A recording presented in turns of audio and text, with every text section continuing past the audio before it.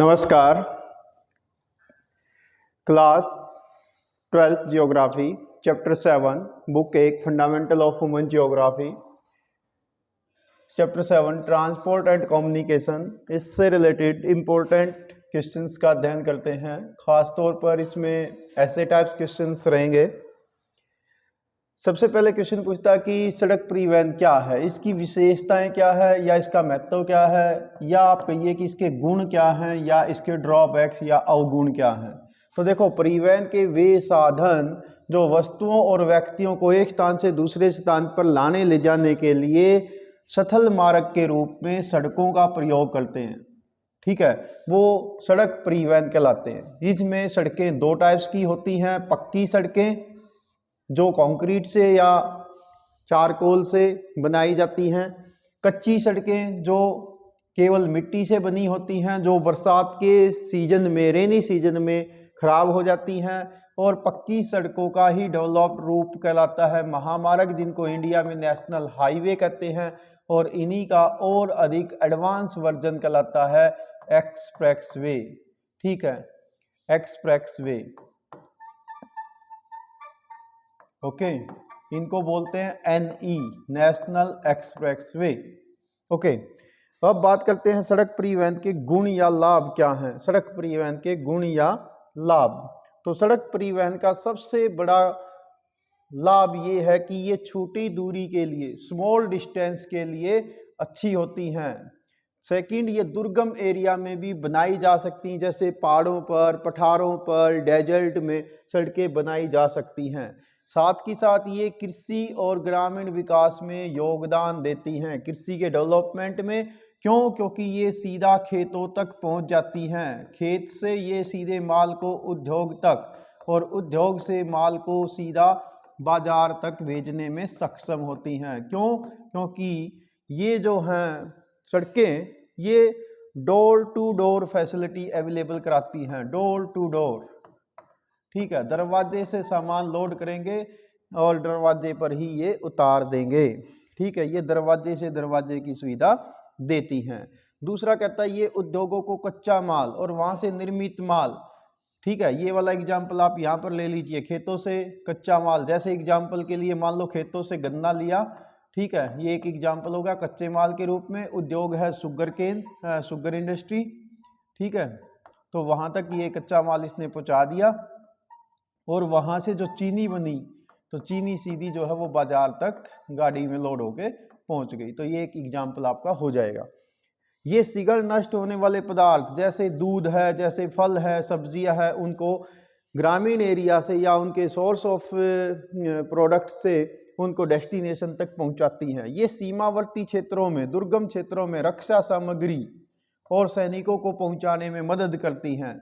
खासकर इंडिया में इस प्रकार की सड़कें बॉर्डर रोड कहलाती है, और जिनको BRO बनाता है। BRO की स्थापना हुई थी 1960s में, और BRO ने ही इस समय भारत में हिमाचल प्रदेश में रोहतांग सुरंग, जिसको अटल टनल भी कहते हैं, वो भी बनाई है, जो एक वर्ल्ड क्लास सड़क परिवहन का माध्यम है।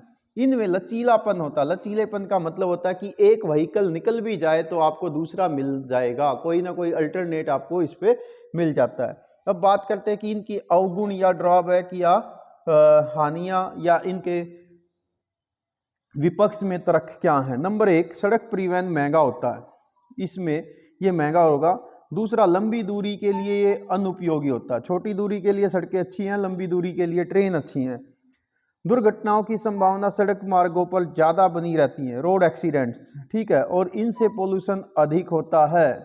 कैसे? एक एग्जाम्पल देते हैं। मान लेते हैं झारखंड से पानीपत थर्मल पावर प्लांट पे हमने कोयला मंगाना है। अब एक ट्रेन का इंजन, जिसमें एक मेन लोको पायलट होगा, एक उसका सहायक पायलट होगा और एक गार्ड होगा, 3 व्यक्ति 50 से 60 बोगी कोयला आसानी से ले आएंगे, और वो भी इलेक्ट्रिक ट्रेन से जो जीरो पोल्यूशन करेगी, और एक बोगी में कम से कम 2 ट्रक कोयला आ जाएगा। अब कितने हो गए? यदि 50 बोगी है कोयले की, तो लगभग 100 ट्रक कोयला आ जाएगा। अब यदि 100 ट्रक कोयला झारखंड से पानीपत तक लाना पड़े, तो आप लगाइए 100 ट्रक चाहिए, 100 ट्रक पे 100 ड्राइवर चाहिए, 100 हेल्पर चाहिए, ठीक है। और वो कितना उससे डीजल का कंजम्पशन होगा, कितनी संभावनाएं होंगी दुर्घटना की, और कितना टाइम उसमें लगेगा, और साथ ही साथ कितना उसमें अलग मेंटेनेंस, जैसे टायर घिसेंगे, पोल्यूशन होगा, साउंड पोल्यूशन होगा, तो बहुत सारा खर्च इसमें बढ़ता है। तो इस प्रकार से ये लंबी दूरी के लिए अच्छा नहीं रहती हैं सड़कें, ये शॉर्ट डिस्टेंस के लिए ज़्यादा अच्छी रहती हैं। नेक्स्ट ऐसा ही क्वेश्चन है नेक्स्ट कि जो रेल मार्ग हैं इनका क्या इम्पोर्टेंस है। रेल मार्ग, रेल लोहे की पटरी पर चलने वाली गाड़ी, रेल गाड़ी, रेल मीन्स है लोहे की पटरी, ठीक है, और गाड़ी यानी उस पर चलने वाली जो ट्रेन है। अब ट्रेन दो टाइप्स की होती हैं, एक होती है सवारी गाड़ियाँ और एक होती है माल गाड़ियाँ, ठीक है। तो सवारी गाड़ी के डिब्बे को कोच कहा जाता है, मालगाड़ी के डिब्बे को वैगन कहा जाता है। तो रेल मार्ग की अगर हम बात करें, रेल वेज की बात करें, तो ये तीव्र साधन है, परिवहन का तीव्र साधन है, और ये मोटर गाड़ियों यानी सड़क पर चलने वाले व्हीकल्स की अपेक्षा अधिक मात्रा में ये भार ढो सकता है, और लंबी दूरी के लिए यात्रा करना या लंबी दूरी के लिए माल ढोने में ये सबसे सस्ता भी होता है और सबसे सेफ भी होता है। पशुओं के परिवहन के लिए भी रेल सबसे उपयुक्त है, क्योंकि इसमें यात्रा करने में यात्रियों को भी और एनिमल्स को भी ज़्यादा दिक्कतें नहीं आती है, क्योंकि इसमें ज़्यादा ब्रेकिंग या ज़्यादा झटके नहीं लगते हैं। रेल किसी भी देश के आंतरिक परिवहन का आधार होती है। भारत में भी सबसे प्रमुख परिवहन का साधन रेल परिवहन ही है, और इसमें ये नहीं है कि दुर्घटनाएं नहीं होती हैं, कभी कभार कोई ना कोई दुर्घटना हो जाती, जैसे ओडिशा में बालासोर ट्रेन एक्सीडेंट हुआ, ठीक, तो ऐसे कोई ना कोई तो हो जाती है, कोई कभी मानवीय भूल के कारण, कभी टेक्निकल फेलियर्स के कारण, कभी नेचुरल कोई कारण हो सकता है, बट सड़क की तुलना में रेलों में दुर्घटनाओं के चांस कम हैं, और पहले से इनमें सुधार भी किया जा रहा है। देन है विद्युतीकरण, बिजली से चलाए जाने के कारण रेल परिवहन जीरो पोल्यूशन करती है, पर्यावरण फ्रेंडली होती है। नेक्स्ट आता है ट्रांस महाद्वीपीय रेल मार्गों का वर्णन कीजिए। तो इसमें है सबसे प्रमुख ट्रांस साइबेरियन रेल मार्ग। ट्रांस, ट्रांस का मतलब होता आर पार, पूरे किसी महाद्वीप के आर पार। साइबेरिया, साइबेरिया रसिया का सबसे बड़ा मैदानी भाग है, ठीक है। रसिया जो दुनिया का सबसे बड़ा कंट्री है, इसके नॉर्थन भाग में, नॉर्थ ईस्टर्न पार्ट में साइबेरिया सबसे बड़ा मैदानी भाग है। इसके पार महाद्वीपीय रेल मार्ग, इसका वर्णन आपने करना, तो क्या बताएंगे आप पॉइंट नंबर 1, यह संसार का सबसे लंबा रेल मार्ग है, लॉन्गेस्ट रेलवे रूट है। इसकी लंबाई 9322 किलोमीटर है। इस पर यात्रा करने में 7 दिन लगते हैं। मान लो आपने यात्रा शुरू की मंडे से, तो आप पहुंच पाएंगे नेक्स्ट संडे को, ठीक है।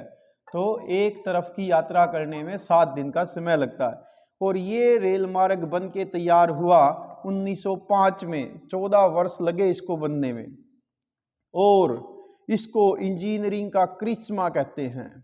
क्यों? क्योंकि ये प्रतिकूल धरातल से गुजरता है, हजारों पुलों को पार करता है, सैकड़ों नदियों को पार करता है। यहाँ पर बड़ी बड़ी नदियाँ आती हैं, ओब, येनेसी, लीना, ऐसी बहुत सारी नदियाँ यहाँ पर बहती हैं। इसके साथ साथ और सैकड़ों नदियाँ यहाँ पर प्रवाहित होती हैं, ठीक है। यह दोहरा विद्युतीकृत मार्ग है, यानी जाने का ट्रैक अलग है, आने का ट्रैक अलग है, और दोनों इलेक्ट्रीफाइड हैं। ये 2 महाद्वीपों को जोड़ता है, यूरेशिया, यूरोप और एशिया, 2 महासागरों को जोड़ता है। इस रेलवे रूट के इधर सेंट पीटर्सबर्ग से लेकर और ये इधर यहाँ पर व्लादिवोस्टोक तक जाता है। इधर जो है इस पे प्रशांत महासागर, पैसिफिक ओशन है, ठीक है, और यहाँ पर बाल्टिक सी से होता हुआ ये अटलांटिक महासागर को आपस में जोड़ देता है। तो ये आप लिखेंगे, ठीक है। तो रेलवे रूट का एक सिंपल डायग्राम भी आप बना सकते हैं। ये लास्ट पास में यहाँ पर एक बेकाल नाम की झील है, दुनिया की सबसे गहरी झील, उसके पास से भी गुजरता है। तो बाल्टिक सागर से ये फिनलैंड की खाड़ी से होता हुआ यहाँ पर सेंट पीटर्सबर्ग, जिसका पुराना नाम लेनिन के नाम पर, लेनिन 1917 की जो रूसी क्रांति हुई इसका लीडर था, उसके नाम पर इसका नाम पहले लेनिनग्राद होता था, जो बाद में सेंट पीटर्सबर्ग कर दिया गया। अब ये यहाँ पर है सेंट पीटर्सबर्ग। और एशिया के सुदूर पूर्व यहाँ प्रशांत महासागर के तट पर व्लादिवोस्टोक, ठीक है, व्लादिवोस्टोक तक जाता है। तो ये इन दो स्थानों को जोड़ देता है। आप यहाँ पर मैप पर भी देख सकते हैं। तो ये है इधर सेंट पीटर्सबर्ग, ठीक है, ये यहाँ से बाल्टिक सी से होता हुआ इधर अटलांटिक सागर तक यहाँ से शिपिंग हो जाती है। फिर ये जाता है यहाँ से मॉस्को जो रसिया की कैपिटल सिटी है, ठीक है, और ये आगे बढ़ता हुआ इरकुटस्क यहाँ है, ये बेकाल झील के पास। यहाँ पर रास्ते में चीता एक जगह आता है, तो यहाँ से होता हुआ और ये यहाँ व्लादिवोस्टोक तक जाता है। ये पैसिफिक ओशन के पास है, जापान के और चाइना के पास है। यह इस रेल मार्ग का इंपॉर्टेंस क्या है? रूस की उत्तर पश्चिमी बंदरगाहों, यहाँ से जो ये पोर्ट है इनसे शुरू होकर ये रूस के सबसे बड़े नगर और यहाँ की राजधानी मॉस्को यहाँ पर पहुँचता है। ये मॉस्को मस्कोवा नदी के किनारे पर है। ये वोल्गा नदी को पार करता है। यहाँ रास्ते में यूराल पर्वत भी आ जाता है जिसको ये पार करता है। फिर ये स्टेपीज घास के मैदान, ये वाला जो बेल्ट है यहाँ पर स्टेपीज ग्रास लैंड है जहाँ पर कॉमर्शियल ग्रेन फार्मिंग, कॉमर्शियल अनाज कृषि, गेहूं की खेती यहाँ पर होती है, उनको पार करता हुआ यहाँ से यानी इन अनाज को ये लोड कर लेती है ट्रेन इसमें, और यहाँ से नोवोसिबिर्स्क पहुँचता है, ये वाला स्टेशन यहाँ पहुँचता है। फिर यहाँ से विश्व की सबसे गहरी झील, ये वाली जो झील है ये है बेकाल झील, दुनिया की सबसे गहरी झील है। इसके किनारे से ये कई 100 किलोमीटर की यात्रा करता है। और इसके दक्षिण में इरकुटस्क शहर जो फर का केंद्र है, फर होती है, जो नेवला है, लोमड़ी है, भालू है, इनके शरीर पर जो बाल होते हैं उनको फर कहा जाता है। उनसे बने हुए प्रोडक्ट का ये सबसे बड़ा केंद्र है, ठीक है, इरकुटस्क। यहाँ पर इससे होते हुए ये चीता नामक कृषि केंद्र, यहाँ पर एक जगह का नाम है चीता, ठीक है, तो इस चीता से ये गुजरता है जो एग्रीकल्चर का सेंटर है। फिर बाद में खाबरवोस्क, ये है इधर खाबरवोस्क, यहाँ से गुजरता हुआ ये लास्ट में व्लादिवोस्टोक तक जाता है। तो ये है इस रूट का रूट चार्ट। अब देखते हैं इस रूट का इम्पोर्टेंस क्या है। तो देखो इस रूट का इम्पोर्टेंस है, नंबर 1, यह पश्चिम यूरोप के बाजारों को, जो इधर वाला यूरोपियन रसिया है, इसको इधर एशिया वाले रसिया से कनेक्ट कर देता है, पूर्वी भाग से जोड़ता है। दूसरा, ये सैनिक कार्रवाई के लिए प्राचीन काल से ही यूज किया जाता रहा है। यहाँ जापान है तो यहाँ तक जो सैनिक हैं उनको इस रूट से भेजा जाता था। इस मार्ग से रूस का काला पानी कहा जाने वाला प्राकृतिक संपदाओं का खजाना, जो पूर्वी रूस है, जो अपेक्षाकृत अत्यंत पिछड़ा हुआ भाग है, उसका विकास इसके कारण से हो पाया। यानी आप देखोगे कि रूस के जो बड़े बड़े महानगर हैं वो इसी रेलवे रूट के आसपास है। यह पश्चिम में मशीनें, यहाँ पश्चिम में जो यूरोपियन रसिया है, जो डेवलप्ड एशिया है, वहाँ से यहाँ पर जो खनिज और एग्रीकल्चर का एरिया वहाँ तक, यहाँ से रॉ मटेरियल आ जाता है, खेती के प्रोडक्ट आ जाते हैं, यहाँ से मशीनें इधर जाती, यहाँ से मशीनें जाएंगी, यहाँ से रॉ मटेरियल आएगा। तो इनको ये आपस में एक्सचेंज कराने में महत्वपूर्ण भूमिका निभाता है। इसके साथ साथ यहाँ से कोयला, लकड़ी, लुगदी, चमड़ा, मक्खन, इनका एक्सचेंज होता है। इस मार्ग से जो मध्य एशिया और साइबेरिया के प्राकृतिक संसाधन है उनका दोहन होना संभव हो सका, नहीं तो यहाँ तक कोई जाने का रास्ता ही नहीं था। देन ये जापान की राजधानी टोक्यो से लंदन तक की समुद्री यात्रा जो 1.5 महीने में पूरी होती है, इस रूट से यदि हम यहाँ से यात्रा करेंगे और सेंट पीटर्सबर्ग तक, वो केवल 7 दिन में हो जाएगी। और बाकी की ये जो वाला रूट है जापान से लेकर यहाँ तक का और यहाँ से लेके इधर लंदन तक आने का, तो 7 दिन उसमें लगेंगे। केवल 15 दिन में ये यात्रा पूरी हो जाएगी। अगर शिप से जाएंगे तो वो 1.5 महीना लगेगा। साइबेरिया की जनसंख्या का बसाव भी इस रेलवे मार्ग के सहारे ही है। आप देख रहे हैं यहाँ पर बड़े बड़े नगर बसे हुए हैं, ठीक है, यहाँ पर एक चीता भी है, तो ये सब इसके किनारे पर ही हैं, इसी रेलवे रूट। यह महत्वपूर्ण नदियों को पार करता है जो यहाँ पर वाहनतरण बिंदु यानी ट्रांजिशन के पॉइंट बन गए हैं। तो ये जो बड़े बड़े शहर ना, इनसे जैसे मंगोलिया की ओर भी रेलवे रूट जाता है, यहाँ से चाइना की ओर रूट जाता है, ठीक, तो ये दूसरे कंट्रीज तक भी इस रेलवे रूट के सहारे ट्रांजिशन पॉइंट बन गए हैं। तो ये आप इम्पोर्टेंस इसमें बता सकते हैं। यहाँ पर भी आप ये मैप देख सकते हैं। तो अब इसके कई सारे रूट डेवलप किए जा रहे हैं। जैसे आप देख रहे हैं, पहले ये वाला मेन रूट था, अब इसका एक अल्टरनेट रूट यहाँ से निकाला गया। इसके अलावा एक चीता से लेके एक रूट जो है मंगोलिया के कुछ हिस्सों से, चाइना के कुछ हिस्सों से व्लादिवोस्टोक तक बनाया गया। तो अब ये ट्रांस कॉन्टिनेंटल के साथ साथ ट्रांस कंट्री रेलवे रूट भी हो गया है। देन आता है पार Canadian railway route. Next very important question है, पार कैनेडियन रेलवे रूट जो कनाडा का प्रमुख रेलवे मार्ग है, जो कनाडा के पूर्वी भाग अटलांटिक महासागर पर स्थित हैलिफैक्स, ठीक है, हैलिफैक्स, इसके पास में ही एक शहर है जिसका नाम है सेंट जॉन्स, उसको पश्चिम में प्रशांत महासागर के तट पर स्थित यहाँ पर वैंकूवर से कनेक्ट कर देता है। और इसका निर्माण हुआ था 1886 में और इसकी लंबाई है 7050 kilometre. Trans Siberian railway route का निर्माण हुआ था 1905 में, ये उससे पहले का बना हुआ है। और ट्रांस साइबेरियन रेलवे रूट की लंबाई है 9322, जबकि इसकी लंबाई है 7050 किलोमीटर। ये हैलिफैक्स से शुरू होता है और कनाडा के व्यापारिक नगर मॉन्ट्रियल, ठीक है, मॉन्ट्रियल पहुंचता है। फिर उससे आगे ये ओटावा नदी को पार करता है और वहाँ ओटावा जो कनाडा की राजधानी है, यहाँ पर इसके पास में ही है, टोरंटो के पास में ओटावा, ठीक है। तो यहाँ ये पहुँचता है ओटावा, और जो लकड़ी, लुगदी, वन उत्पाद, कागज और हल्के उद्योगों के लिए प्रसिद्ध है, वहाँ पहुँचता है। फिर ये हारून झील के उत्तर में स्थित, ये आप देख रहे हैं यहाँ पर इनको ग्रेट लेक्स कहा जाता है, सुपीरियर है, मिशिगन है, हारून है, इस हारून झील के यहाँ पर उत्तर में। इसके अलावा ओंटारियो एक लेक है। तो यहाँ सडबरी पहुँचता है, सडबरी, यहाँ पर एक शहर का नाम है सडबरी जो एक माइनिंग का सेंटर है। इसके साथ साथ ये ओंटारियो प्लेट्यू को पार करके और प्रेरीज प्रदेश के, प्रेरीज प्रदेश, ये वाला जो प्रदेश है यहाँ पर, ये वाला प्रदेश, यहाँ पर गेहूं बहुत ज़्यादा होता है, कॉमर्शियल ग्रेन फार्मिंग यहाँ पर होती है। तो इसके शहर विनीपेग पहुँचता है, जहाँ पर जो विश्व प्रसिद्ध व्हीट मार्केट है, विश्व प्रसिद्ध व्हीट मंडी है, गेहूं की मंडी है।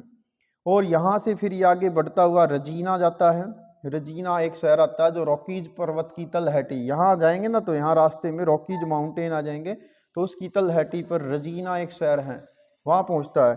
उसके बाद ये जाता है कलगरी, ठीक है, यहाँ कलगरी, तो यहाँ पर है रॉकीज माउंटेन, तो इसके कलगरी पहुँचता है और उच्च पर्वतीय क्षेत्रों से होता हुआ लास्ट में फ्रेजर नदी के मुहाने पर, यहाँ पर एक नदी बहती है फ्रेजर नदी, उसके मुहाने को के पास, यानी उसके डेल्टा के पास, जहाँ नदी समुद्र में मिलती है, वहाँ वैंकूवर नामक नगर को ये जोड़ देता है। और टोटल लंबाई बनती है 7050 किलोमीटर। अब देखते हैं कि इसका इम्पोर्टेंस क्या है। इसका इम्पोर्टेंस क्या है, अब सबसे पहले तो आप बताओगे कि ये इधर जो है अटलांटिक ओशन है, इधर पैसिफिक ओशन है, इन दोनों को जोड़ देता है, पैसिफिक ओशन को अटलांटिक ओशन से। ये हैलिफैक्स को जोड़ता है वैंकूवर से, ये आप दूसरा पॉइंट बता सकते हो, ठीक है। तो इसमें ही देख लेते पॉइंट वाइज। नंबर 1, ये प्रशांत महासागर को अटलांटिक महासागर से जोड़ता है, इससे समय की और लेबर की बचत होती है। समुद्री यातायात से अगर ये यात्रा करें तो पूरे महाद्वीप का चक्कर लगाना पड़ता है अमेरिका का, और पनामा के जो लॉक सिस्टम वाली प्रणाली है, जो काफ़ी चैलेंजिंग शिपिंग रूट होता है, उसको पार करना पड़ता है। यह रूट वर्ष भर खुला रहता है, इससे आसानी से साल भर जो है ट्रांसपोर्टेशन हो जाता है। शीतकाल में जो उच्च अक्षांश है उसके समुंदर, यदि आप इधर से जाओगे तो यहाँ पर सर्दियों में समुंदर जम जाता है, क्योंकि वो नॉर्थ पोल के आसपास हैं। इसके अलावा ये कनाडा के पूर्व में उद्योग, कनाडा के पूर्व में ईस्ट वाली बेल्ट में जो इंडस्ट्रियल एरिया है, इसको यहाँ जो गेहूं का एरिया है, प्रेरीज प्रदेश, वहाँ तक ये आपस में कनेक्ट कर देता है। यानी यहाँ से रॉ मटेरियल इधर पहुँचता है और ये प्रेरीज के गेहूं उत्पादन क्षेत्र को यूरोप के बाजारों के, यानी यहाँ से ये हैलिफैक्स तक ले आएगा, यहाँ से फिर समुद्री जहाजों में वो लोड होके और यूरोपियन कंट्री को सप्लाई हो जाता है। अधिकांश कनाडा के नगर और जनसंख्या इसी रेलवे रूट के आसपास बसी हुई है। और ये कनाडा की राजधानी और उसके प्रशासनिक नगर या पॉलिटिकल इम्पोर्टेंट सेंटर्स को आपस में कनेक्ट करके रखता है। तो ये थे इस रूट के इम्पोर्टेंट पॉइंट। अगला प्रश्न है, जल मार्गों की विशेषता अथवा महत्व या लाभ क्या है? जल मार्गों के लाभ। जल मार्ग,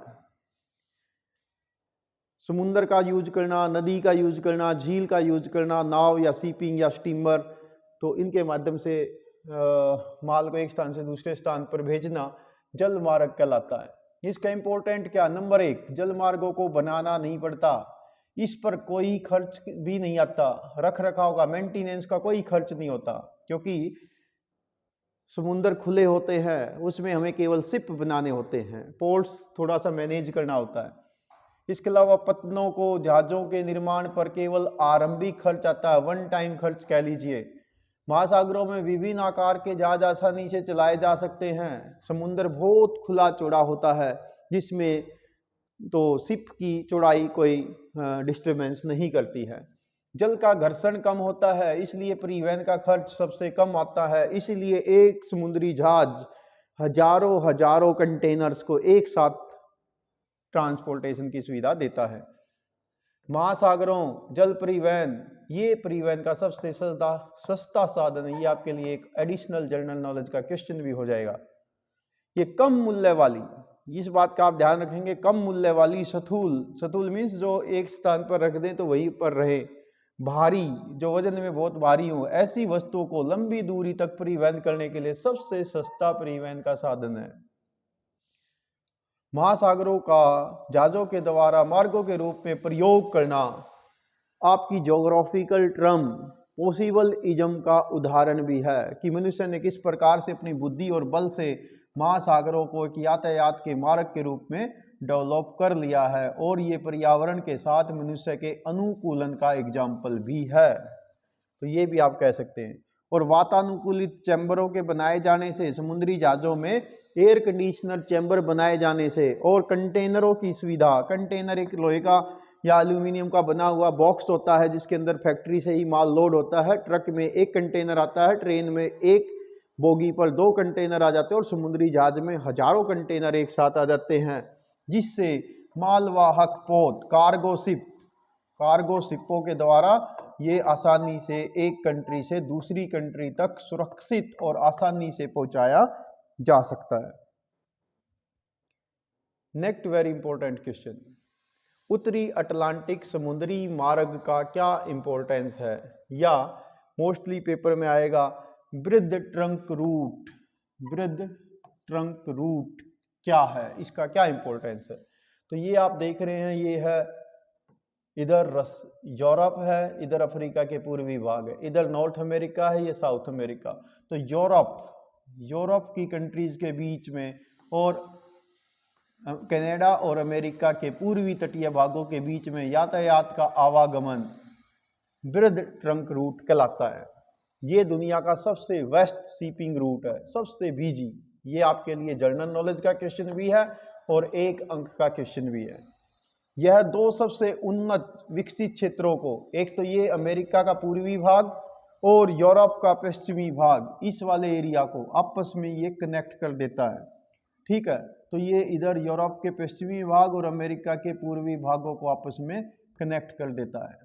दूसरा, विश्व के व्यापारिक जलयानों द्वारा ढोए गए कुल माल का 25%, यानी वर्ल्ड में जितना भी माल आप ढोते हो उसका 25% अकेला इसी रूट से ढोया जाता है। इसीलिए इसको ब्रिज ट्रंक मार्ग भी कहते हैं। और वर्ल्ड की 55 जो टॉप पोर्ट्स है, बंदरगाहें हैं, उनमें से 28 बड़ी बंदरगाह इसी पर हैं। जैसे पश्चिम में यूरोप में लंदन, लिवरपूल, मैनचेस्टर जो कपड़े उद्योग के लिए भी प्रसिद्ध है, रॉटरडैम, ठीक है, जो दुनिया का सबसे बड़ा कंटेनर पोर्ट है। ठीक है, इसके अलावा नीदरलैंड में नॉर्थ सी, एंटवर्प यूरोप का दूसरा सबसे बड़ा कंटेनर पोर्ट है रॉटरडैम के बाद। बेल्जियम में नॉर्थ सी में है ये स्थित, और उत्तर अमेरिका के हैलिफैक्स जो यहाँ पर है कनाडा में, ठीक है, इस हैलिफैक्स को न्यूयॉर्क जो अमेरिका का सबसे बड़ा शहर है, बोस्टन, न्यू ऑर्लियंस यहाँ पर है, ठीक है। तो न्यू ऑर्लियंस को आपस में कनेक्ट कर देता है। इस मार्ग के द्वारा कनाडा से, जो कनाडा जो है ना, ये कागज के लिए प्रसिद्ध है, कागज उद्योग, लुगदी होता है कागज का रॉ मटेरियल, उसको एक्सपोर्ट करता है यूरोपियन कंट्रीज की ओर। यहाँ से दूध का ट्रांसमिशन होता है, नॉर्वे, स्वीडन, फिनलैंड से दूध बहुत ज़्यादा होता है। अमेरिका, कनाडा में यहाँ पर भी जो जर्सी गायें हैं वो पाली जाती हैं। अमेरिका से ये कपास, गेहूँ, प्रेरीज प्रदेश से गेहूँ, ठीक है। और शिकागो जो दुनिया की सबसे बड़ी मांस मंडी है, यहाँ है शिकागो, मिशिगन लेक के पास, यहाँ से। इसके अलावा लोहा, पीट्सबर्ग से लोहा जो है ये यूरोपियन कंट्रीज को भेजता है। कैरेबियन देशों से, यहाँ पर है कैरेबियन देश, ठीक है, जिनको वेस्ट इंडीज भी आप कह सकते हैं। वहाँ से चीनी, क्यूबा दुनिया का सबसे बड़ा चीनी उत्पादक देश है, दूसरे नंबर पे भारत है। यहाँ चीनी, फल, पेट्रोल, लकड़ी इनको एक्सपोर्ट करता है। यूरोप से, इधर से, यहाँ यूरोप से मिनरल्स आते हैं। इसके अलावा निर्मित पदार्थ, मशीनें, ये आपस में इन दोनों देशों के बीच में ट्रांसमिट की जाती हैं। ये आप इसमें कुछ इम्पोर्टेंट जो पोर्ट्स हैं वो भी आप देख सकते हैं, जैसे यहाँ पर न्यू ऑर्लियंस है, ये शिकागो है, मिशिगन झील के पास, ये हैलिफैक्स है, यहाँ पर न्यूयॉर्क है, ये बोस्टन है, ठीक है। इसी प्रकार से यहाँ पर भी कुछ रसियन, जैसे यहाँ हैम्सबर्ग है, यहाँ एंटवर्प है, यहाँ लंदन है। तो इन सब के बीच में ये शिपिंग का बिजिएस्ट रूट है। नेक्स्ट इंपॉर्टेंट क्वेश्चन है स्वेज रूट, स्वेज मार्ग। ये आप देख रहे हैं, यहाँ पर है इजिप्ट और उसका एक पोर्ट है, एक शहर है स्वेज, और यहाँ ये अरेबियन सी है, यहाँ रेड सी है, ये मेडिटेरेनियन यानी भूमध्य सागर है। इसके बीच में से एक नहर खोदकर बनाई गई है जिसको कहते हैं स्वेज कैनाल। ये स्वेज नहर बनी थी 1859 में, इसकी खुदाई शुरू हुई, 10 वर्ष इसमें लगे खुदाई करने में, और 1869 में ये शिपिंग के लिए खोल दी गई। और ये यूरोप और इंडिया के बीच में सबसे छोटा रूट है। पहले हमें यहाँ से आना पड़ता था, इसको कहते थे केप आसिया अंतरिक्ष मार्ग, केप ऑफ गुड होप, यहाँ पर केप टाउन है, ठीक है। तो केप टाउन से हमें आना पड़ता था, बहुत लंबा रूट ये पड़ता था, लेकिन अब यहाँ से जाने पर ये रूट काफ़ी छोटा हो गया, लगभग 7000 किलोमीटर कम हो गए हैं। तो ये दूरी काफ़ी कम हो गई है। इससे यात्रा करने में समय की बचत होती है, और साथ ही साथ यहाँ पर जो तूफान आते थे उन तूफानों से भी शिप बच जाते हैं। तो ये एक सेफ रूट है, ठीक है। इसके अलावा ब्रिटेन को इसका बहुत अधिक लाभ हुआ, क्योंकि ब्रिटेन से वो अपने जो उसके उपनिवेश होते थे, जैसे इंडिया, श्रीलंका, बांग्लादेश, इंडोनेशिया, इन सब में आसानी से पहुंच जाता था। इसीलिए इस रूट को ब्रिटेन साम्राज्य की स्नायु नाड़ी भी कहा जाता रहा है, यानी मेन आर्टरीज आप इसको उसकी कह सकते हैं।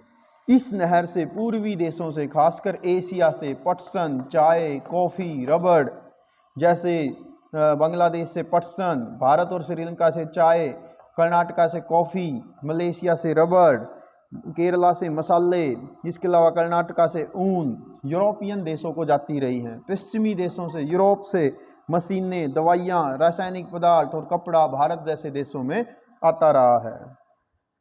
नेक्स्ट, इसके जैसा ही एक अन्य रूट है जिसको हम कहते हैं पनामा रूट, पनामा नहर मार्ग। पनामा नहर मार्ग, ये आप देख रहे हैं कंट्री, ये नॉर्थ अमेरिका है, ये साउथ अमेरिका है, इनके बीच में ये ग्रीन कलर से दिखाया गया ये कंट्री पनामा है। तो इसके बीच में यहाँ पर एक कैनाल बनाई गई है जिसको हम पनामा कैनाल कहते हैं। इसको कहते हैं जोग्राफिकल टर्म में जल्ड मरुमध्य, दो बड़े जलीय क्षेत्रों के बीच में जमीन, इस्तमस भी इसको कहा जाता है। इस इस्तमस को काट कर ये रूट बनाया गया है जिसको पनामा कैनाल कहते हैं।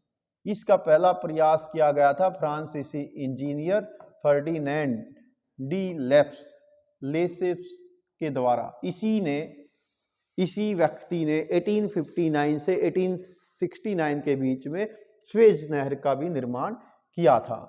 ठीक है, तो ये प्रयास किया गया, लेकिन शुरू में ये काफ़ी डिस्टरबेंस यहाँ पर हुई, क्योंकि ये जो इक्वेटर है उसके आसपास है, तो यहाँ पर ज़्यादा हैवी टेम्परेचर रहता है और ज़्यादा रेनफॉल होती है, जिस कारण से यहाँ पर मक्खी जो है वो बहुत ज़्यादा होती हैं, जिसमें से एक टसी टसी नाम की मक्खी भी है शायद यहाँ पर है, जिसके कारण से यहाँ पर जो मजदूर थे, उस ज़माने में जेसीबी नहीं होती थी, ये ध्यान रखेंगे, जेसीबी नहीं थी, तो मजदूरों ने इसकी खुदाई की और बहुत सारा लैंडस्केप यहाँ होता रहता, सॉरी लैंडस्केप कह गया मैं, भूस्खलन, लैंडस्लाइड के कारण से बहुत सारे लोग मारे गए, बीमारी के कारण से और लैंडस्लाइड के कारण से लगभग 30,000 मजदूरों की मृत्यु हो गई थी इस मार्ग के बनाने के दौरान, जिस कारण से इस इंजीनियर पर फ्रांस की सरकार ने केस भी चलाया था।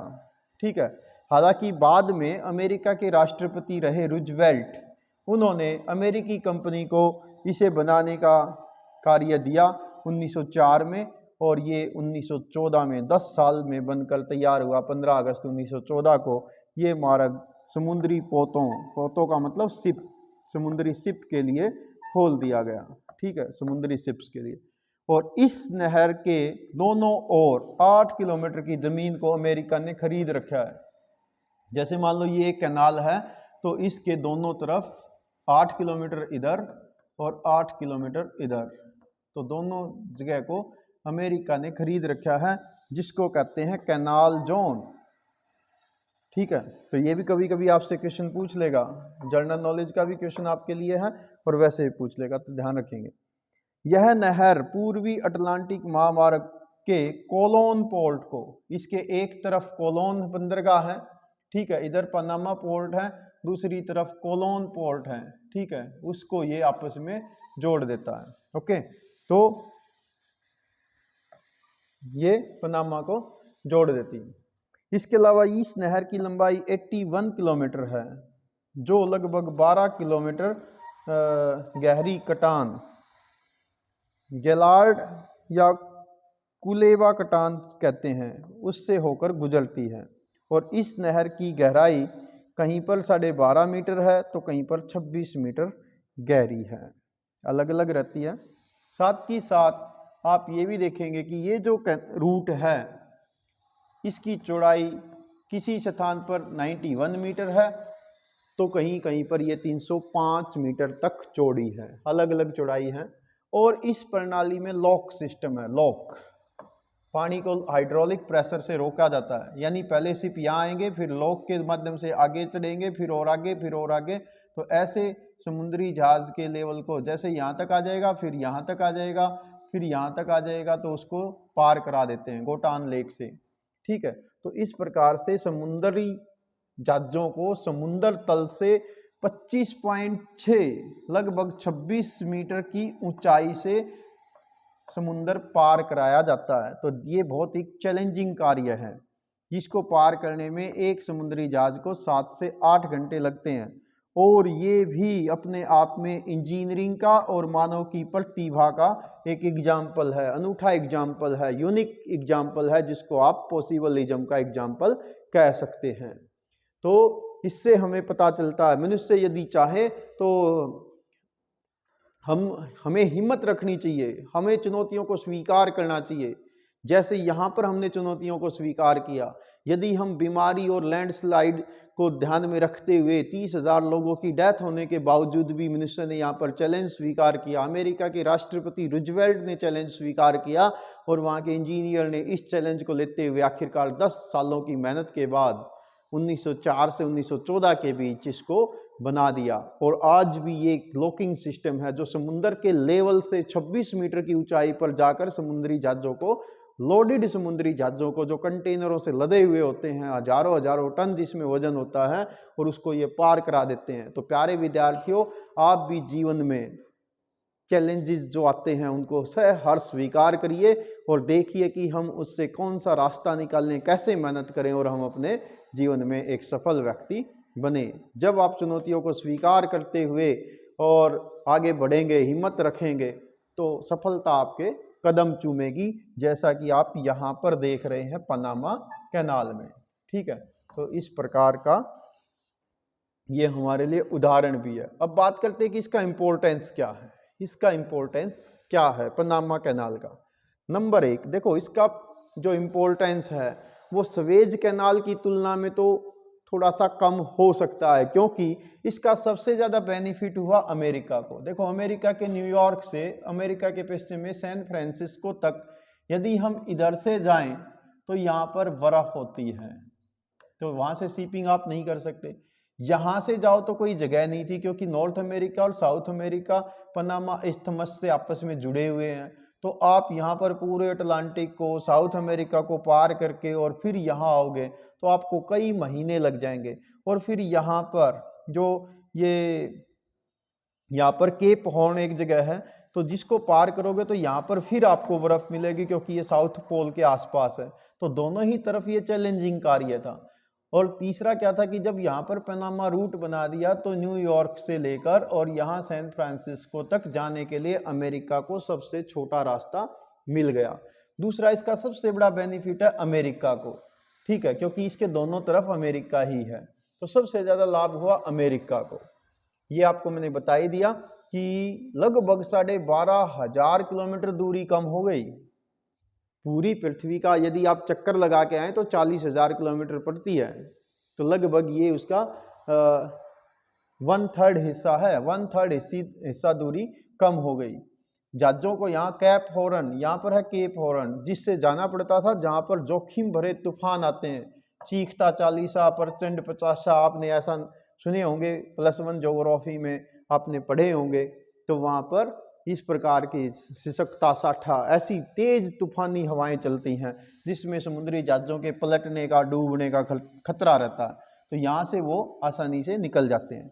इसका सामरिक महत्व भी है अमेरिका के लिए, इसका सैनिक इम्पोर्टेंस भी है, क्योंकि यहाँ से इधर से पहुँचाना, या तो ट्रेन से पहुँचाइए जो पार कैनेडियन रूट है, पार अमेरिकन रूट है, उनके माध्यम से, ठीक है, नहीं तो दूसरा आसान तरीका है शिपिंग रूट।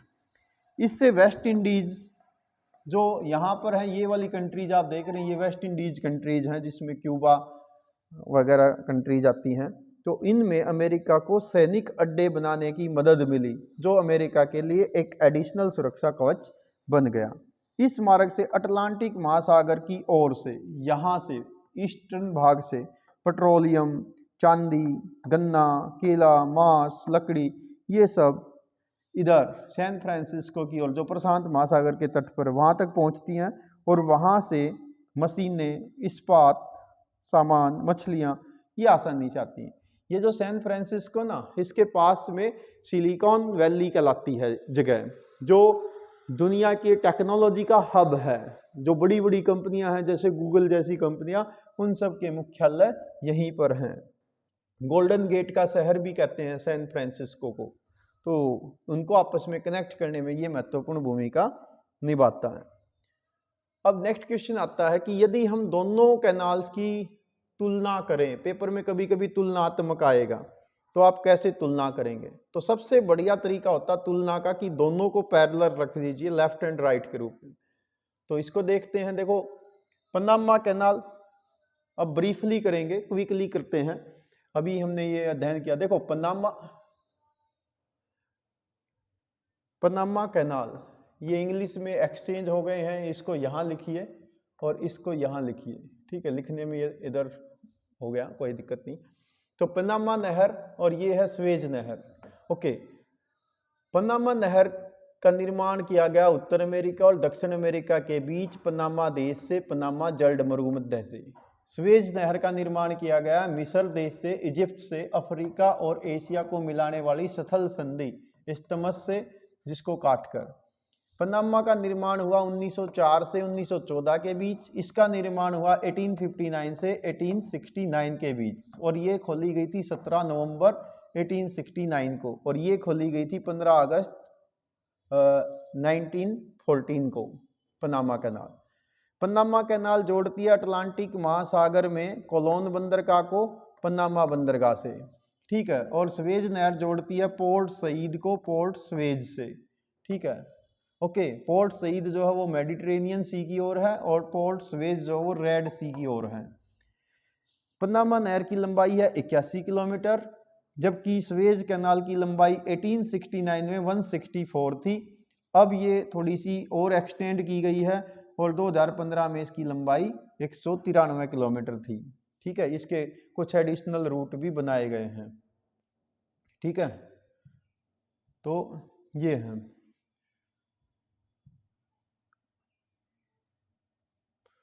तो नेक्स्ट देखते हैं कि गहराई। तो पनामा कैनाल की गहराई है 12.5 मीटर से 26 मीटर, जबकि इसकी सुएज कैनाल की गहराई है 24 मीटर। पनामा नहर की चौड़ाई की बात करें तो ये 91 मीटर से 305 मीटर चौड़ी है, जबकि सुएज कैनाल लगभग 365 मीटर चौड़ी है। पनामा नहर में लॉक सिस्टम है, सुएज नहर में लॉक सिस्टम नहीं है। पनामा नहर को पार करने में 7 से 8 घंटे लगते हैं, सुएज नहर को पार करने में 11 से 12 घंटे लगते हैं। पनामा नहर का सबसे ज़्यादा लाभ अमेरिका को है, सुएज नहर का सबसे ज़्यादा लाभ यूरोप और एशिया के देशों के बीच है, क्योंकि ये सबसे छोटा रूट अवेलेबल कराती है। ठीक है, तो ये आप इसका इम्पोर्टेंस बता सकते हैं। तो दोनों ही रूट का आप रूट मैप भी देख पा रहे हैं। ठीक है, पनामा नहर से न्यूयॉर्क से सैन फ्रांसिस्को तक छोटा रूट मिला, सुएज नहर से मुंबई से लेकर रेड सी होते हुए यहाँ सुएज कैनाल आ गई, मेडिटेरेनियन से लंदन तक छोटा रूट अवेलेबल हुआ। तो ये था आपका तुलनात्मक अध्ययन।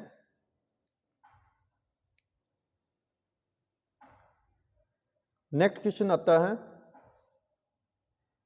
आंतरिक जल मार्ग क्या है, इसको प्रभावित करने वाले कारक कौन से हैं, इसके फैक्टर्स कौन से हैं, या इनके गुण और दोष क्या हैं।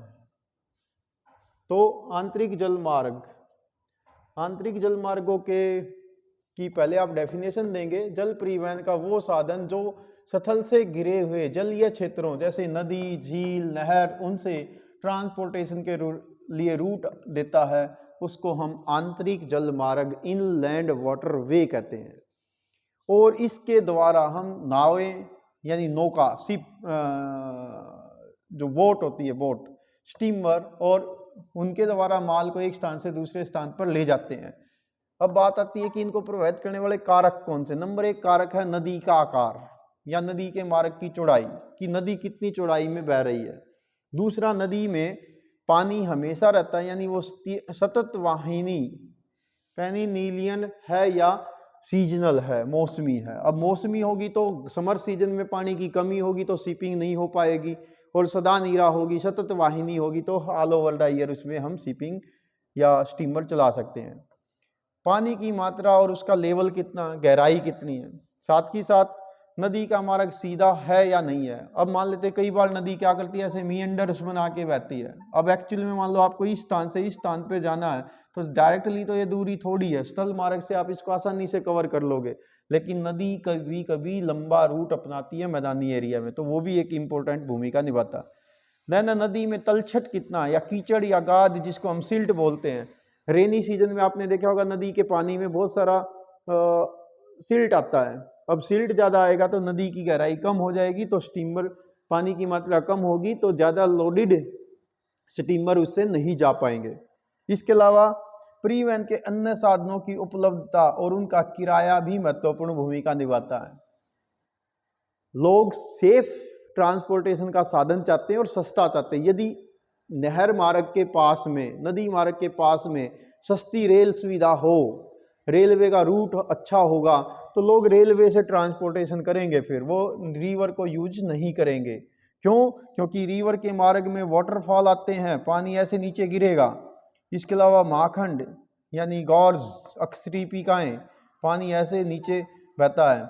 मियंडर्स जैसे ये आप देख रहे हैं, तो नदी विसर्प बनाती हुई बहती है। तो इन स्थितियों में ये इसके जो जल मार्ग है उसके ड्रॉबैक रहते हैं।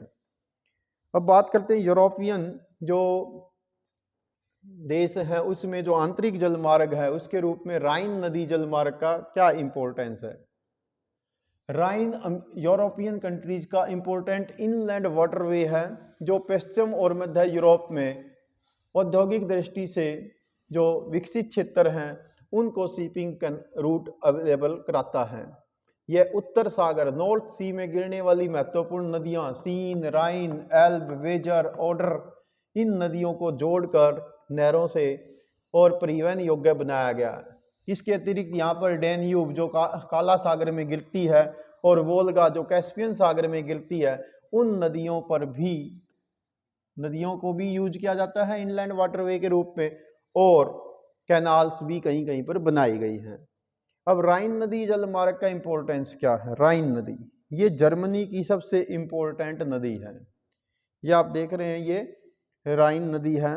यहाँ बेसल्स हैं स्विट्जरलैंड के पास, यहाँ बेसल्स से लेकर ये इधर एम्स्टर्डम यहाँ तक जल की सुविधा देता है। ये जर्मनी का सबसे बिजिएस्ट रूट है, जर्मनी का ही नहीं बल्कि पूरे वर्ल्ड का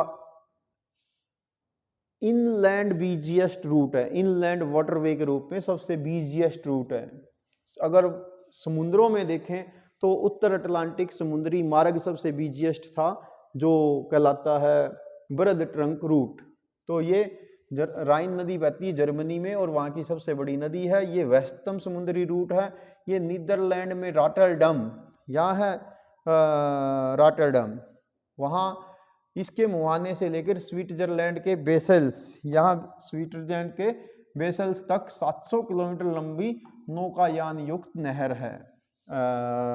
वो है शिपिंग रूट है नदी के माध्यम से, राइन नदी के माध्यम से। ये 4000 टन तक के वजनी समुद्री मार्गों समुद्री जहाजों को सुविधा देता है। ये रूहर, यहाँ इसको कभी कभी ऐसे भी लिखते हैं, रूहर जो जर्मनी का प्रसिद्ध कोयला क्षेत्र है और प्रसिद्ध औद्योगिक क्षेत्र है, वहाँ से ये नदी गुजरती है। इसलिए इस नदी को कोयला नदी भी कहते हैं, क्योंकि इसमें जो शिप यात्रा करते हैं उसमें ज़्यादातर में कोयला ढोया जाता रहा है, इसलिए इसको कोयला नदी भी कहते हैं। इस नदी से प्रति वर्ष 20,000 से अधिक समुद्री जलयान, 2 लाख से अधिक मालवाहक पोत समुद्री जहाज गुजरते हैं। तो ये आप देख रहे हैं बेसल्स, और यहाँ से लेकर ये एम्स्टर्डम तक यात्रा की सुविधा देती है। नेक्स्ट आता है वायु मार्ग। वायु मार्ग की क्या क्या विशेषताएं या वायु मार्ग क्या है? तो आप बताएंगे परिवहन का वह साधन जो व्यक्ति और वस्तुओं को एक स्थान से दूसरे स्थान पर लाने ले जाने के लिए स्काई का यूज करता है, आसमान का यूज करता है, उसके लिए वायु परिवहन का ये प्रमुख साधन होता है। तो इसमें क्या होता है कि ये सबसे तीव्र साधन है, आरामदायक भी है और प्रतिष्ठित साधन भी है। इसमें ज़्यादा पैसे की ज़रूरत होती है, हाई टेक्नोलॉजी की ज़रूरत होती है, ये इसकी विशेषताएं हैं। इससे किसी भी स्थान पर हम आसानी से और जल्दी पहुंच सकते हैं। आज दुनिया का कोई भी स्थान 35 घंटे से दूर नहीं है, और ये दुर्गम स्थानों जैसे उच्च पर्वतों, डेजर्ट, घने जंगलों, लंबे समुद्री एरिया, बड़ी बड़ी नदियों, हिमाच्छादित क्षेत्रों, उनसे आसानी से पार करा देता है। इससे जो ट्रांसपोर्ट किया जाता है वो कम वजन का और कीमती माल ट्रांसपोर्ट किया जाता है, जैसे हीरे जवाहरात, दस्तावेज या शीघ्र खराब होने वाले खाद्य पदार्थ या दुग्ध पदार्थ, फल, ठीक है, जैसे भारत से आम, इजराइल से टमाटर, स्विट्जरलैंड से चॉकलेट, न्यूजीलैंड से दूध दुनिया के देशों तक भेजा जाता है। इसने दुनिया में संपर्क क्रांति ला दी है, क्योंकि ये केवल 35 घंटे में ही दुनिया के किसी भी हिस्से को आपस में कनेक्ट कर देता है। जब नेचुरल डिजास्टर कोई भी आता है तो हेलीकॉप्टर सुविधा महत्वपूर्ण भूमिका निभाती है। इसका राजनीतिक रूप से, इसके अलावा आर्मी के दृष्टिकोण से बहुत अधिक इम्पोर्टेंस है।